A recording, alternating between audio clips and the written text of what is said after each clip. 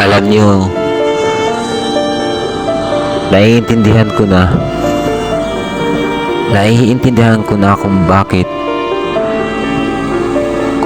ang ating mga magulang sa tuwing tayo'y kumakain, umaga, tanghali at hapunan. Kung bakit nagagalit kapag kulang sa oras ng pagkain. Kung bakit gusto nila na sabay-sabay tayong kumain sa oras ng pagkain.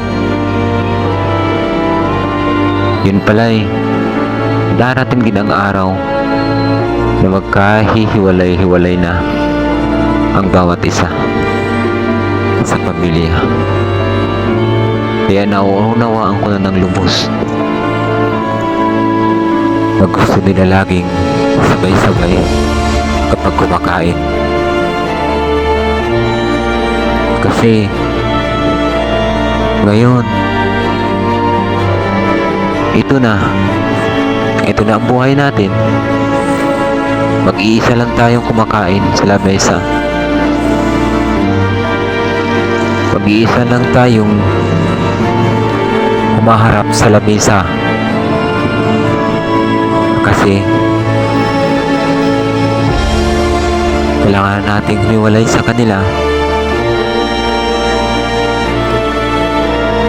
Kasi kailangan nating tumayo sa sarili nating paa.